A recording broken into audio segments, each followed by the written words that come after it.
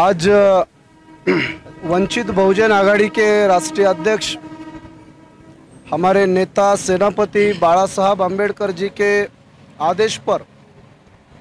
पूरे महाराष्ट्र में prophet Muhammad and other religion heads prohibition of slander act 2021 Muhammad पैगंबर साहब और अन्य धर्म के जो प्रमुख है उनका जो हमारे पूरे देश में खासकर महाराष्ट्र में उनका जो आए दिन बड़े पैमाने पर अपमान करने का जो सिलसिला महाराष्ट्र और देश में चल रहा है, उसको हमेशा के लिए बंद करने के लिए एक मजबूत कानून की ज़रूरत है। हालांकि आईपीसी के सेक्शन 295A में हेट स्पीच एक्ट के तहत एक कानून है, लेकिन इस कानून से ना भाजपा वाले, ना आरएसएस वाले, ना सनातन वाले, ये जितने भी कट्टरपंथी लोग हैं, ये इस कानून के बारे में किसी भी तरीके से वो न डरते हुए वो आए दिन मोहम्मद पैगंबर साहब की गुस्ताखी में, जैसे अभी एक नरसिंह सरस्वती नाम का एक बदमाश पूरे देश में काफ़ी निचले लेवल पर मोहम्मद पैगंबर साहब को लेकर बातें बयानबाजी कर रहा है, तो ऐसे बदमाशों को जल्द से जल्द जेल के अंदर होना चाहिए। इसके लिए वंचित बहुजन आघाड़ी, ये मामला सिर्फ मोहम्मद पैगंबर साहब का नहीं है, बल्कि हिंदू समाज व्यवस्था में भगवान श्री राम को पूजा जाता है, बड़े पैमाने पर माना जाता है। उनका नाम लेकर जय श्री राम बोलो, ऐसा बोल बोल के कई मुसलमान नौजवानों की हत्या की गई है। इसी पूना में चाहे मोहसिन शेख हो, चाहे झारखंड में तबरेज अंसारी हो, चाहे राजस्थान में पहलू खान हो, चाहे हरियाणा में आसिफ नाम का हमारा मेवात का हमारा युवा साथी हो, पूरे देश में भगवान श्री राम का भी नाम लेकर दंगे और फसाद करवाने वाली एक बहुत ही बेरहम ताकतें भगवान श्री राम को भी बदनाम कर रही हैं, मोहम्मद पैगंबर साहब को भी बदनाम किया जा रहा है। इसलिए वंचित बहुजन आघाड़ी ये चाहती है कि इसके ऊपर महाराष्ट्र में एक सख्त कानून बने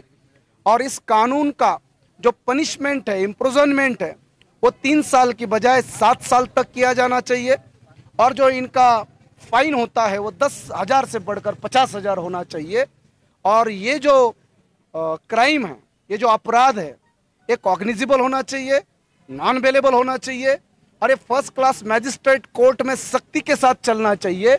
ऐसी कुछ बुनियादी बातें लेकर वंचित बहुजन आघाड़ी ने ये ड्राफ्ट बनाया है महाराष्ट्र की विधिमंडल में। इसको हमने पिछले 2-4 महीने पहले ही इसको हमने वहाँ पे पटल पे रखा है। अब उसको मंजूर करने के लिए हम सरकार को हमारे आंदोलन के आधार पर, क्योंकि हमें ऐसा लगता है कि मोदी जैसे तानाशाह और हुकुमशाह को हमारे देश के किसानों ने उसको भी झुकाया है। हालांकि 700 से ज़्यादा किसानों की उसमें मौत हुई है, शहादत मिली है, लेकिन मोदी और अमित शाह जैसे मगरूरों को घुटनों के बल लाने का काम भारत के किसानों ने जिस तरीके से किया है, हम आंदोलन की शक्ति को मानते हैं, हम जनशक्ति को मानते हैं और इसी जनशक्ति के आधार पर हम महाराष्ट्र में भी ये कानून पास करवा के रहेंगे। लेकिन आप देखते होंगे कि जो कांग्रेस सत्ता पर थी तभी भी मुसलमानों का उन्होंने कुछ उनके लिए कुछ किया नहीं। अभी बीजेपी सत्ता पर है, वो भी कुछ कर रहे हैं, लेकिन ये मुसलमानों का जो नेता है या मुस्लिम समाज है, इनके समझ में नहीं आता है। आप क्या आह्वान करेंगे? पूरे देश में डर का बहुत बड़ा व्यापार किया जाता है, लोगों को डरा डरा के लोगों के ऊपर राज किया जाता है। हिंदुओं को मुसलमानों का डर बताया जाता है, मुसलमानों को हिंदुओं का डर बताया जाता है, बाकी अनपढ़ देहाती लोगों को भगवानों का, शैतानों का डर बताया जाता है। तो डर के आधार का एक बहुत बड़ा धंधा हमारे देश में चलाया जा रहा है और इसी डर को आधार बनाकर पिछले कई सालों से